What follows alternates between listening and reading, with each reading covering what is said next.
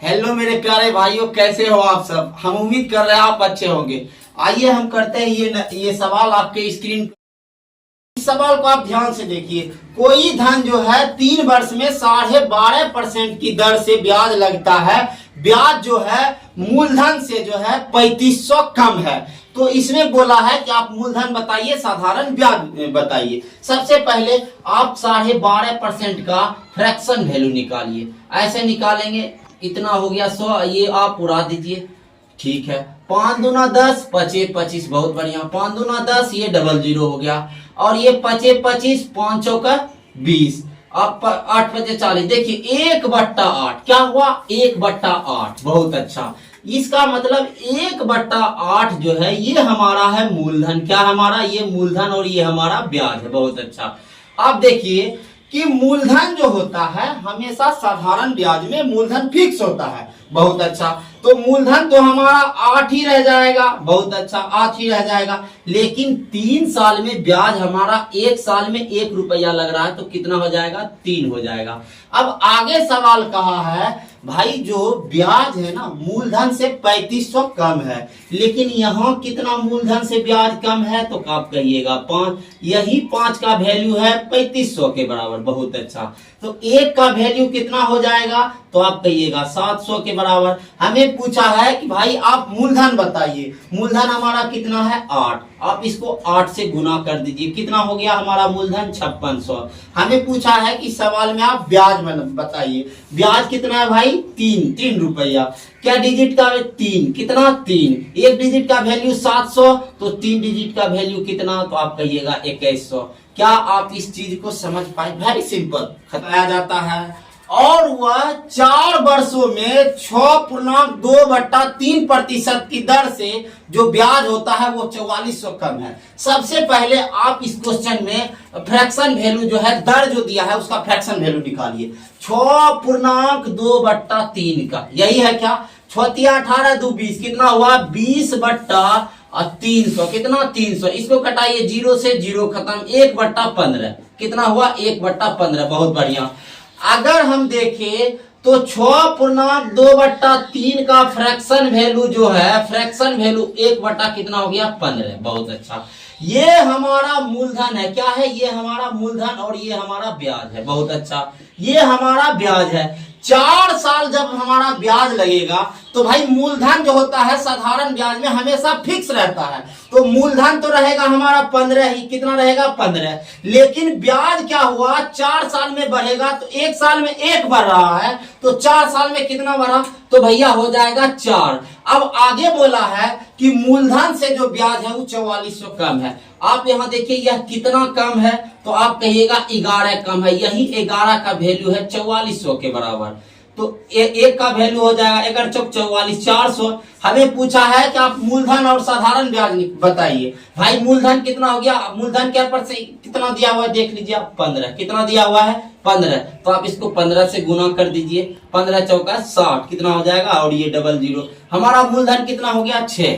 क्या आप इस चीज को समझ पाए हैं, फिर से समझिए। ये हमारा मूलधन है और ये हमारा ब्याज है। मूलधन हमेशा फिक्स रहता है। मूलधन जो है 15 है और ब्याज 1 साल, मतलब 1 साल में 1 रुपया, तो 4 साल में कितना, 4 रुपया। तो भाई बढ़ कितना जो है घटा है, मतलब ये ब्याज मूलधन से 4400 कम है। तो भैया यहाँ कितना कम है, 11। 11 का वैल्यू 4400 के बराबर, तो 1 का वैल्यू 400 के बराबर। हमें पूछा है सवाल में कि आप मूलधन बताइए। मूलधन कितना है भाई, 15। 15 का डिजिट का वैल्यू कितना हो गया, 6000। अगर हमसे पूछता कि आप बताइए साधारण ब्याज, सवाल में साधारण ब्याज भी पूछा है, तो साधारण ब्याज क्या है हमारा, भाई साधारण ब्याज तो हमारा 4 आया है। कितना आया है, 4 आया है। तो 1 डिजिट का वैल्यू 4 है, तो 4 डिजिट का वैल्यू कितना हो जाएगा, 1600। समझ पाए, यही खत्म आपका। नेक्स्ट क्वेश्चन आपके स्क्रीन पे ये रहा। 3 वर्ष के लिए ब्याज की दर 6% है। भाई 3 वर्ष के लिए 6% लगा, तो कितना लगा, 18%। आगे पढ़िए क्या कहा है, अगले 4 वर्ष के लिए 7%। 4 वर्षों के लिए 7%, कितना लग गया, 28%। और आगे पढ़िए, आप आगे पढ़ते जाइए आप। 7%, 7 वर्ष से आगे के लिए 7.5 पर वार्षिक लगता है, तो एक आदमी ने 1800 18,800 रुपया लगाया है इन्होंने। क्या लगाया है? 18,800 रुपया लगाया है। टोटल लगाया है 11 वर्षों के लिए, जिसमें इन्होंने क्या किया, 3 वर्षों के लिए 6%, 4 वर्षों के लिए 7%। अब कह रहा है 7 वर्ष से जो ऊपर होगा उसके लिए हम 7.5 यानी 7.5% का ब्याज लेंगे। भाई 7 वर्ष तो इधर हो ही गया, और जो उसका धन लगेगा 4 वर्ष के लिए लगेगा, क्योंकि टोटल बोला है 11 वर्ष, तो ये हमारा 4 वर्ष के लिए लग गया। तो आप देखिए यहाँ कितना लग जाएगा, 4 वर्ष के लिए लग गया।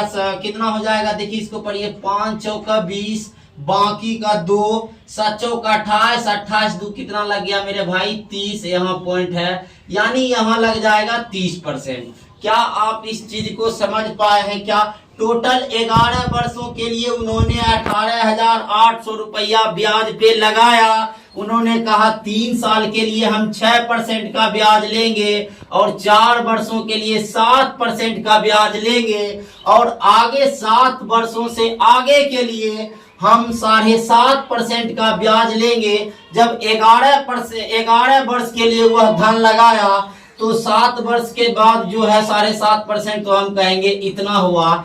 टोटल ब्याज कितना लग गया, तो आप इसको जोड़िए, 8 8 कितना हो गया मेरे भाई, 16 16 का बाकी बचा 1, 3 2 5, 1 6, 6 1 7, यानी 76% जो है ब्याज लग जाएगा। तो इसका मतलब टोटल जो धन होगा उसका हमें कितना ब्याज निकालना है, 76% निकालोगे, आपका आंसर आ जाएगा 18,800 का आप 76% निकालिए, आपका आंसर हाजिर है। ये रहा 188 गुना 76 करेंगे, हमारा आंसर आ जाएगा 8 6 48, बाकी 4 8 6 48, 49 50 51 52 52 के 2, बाकी 5 6, ये क्या है हमारा 188 है, बाकी 5 6 5 कितना हो गया 11, 8 7 56, बाकी 5 8 7 56 57 58 59 60 61, बाकी 6 7 6 कितना हो गया 13, ये हमारा 8 6 2 8, ये 2 ये 4 ये 1, यही हमारे क्वेश्चन का राइट आंसर है। क्या आप इस चीज को समझ पाए हैं? आइए करते हैं नेक्स्ट सवाल।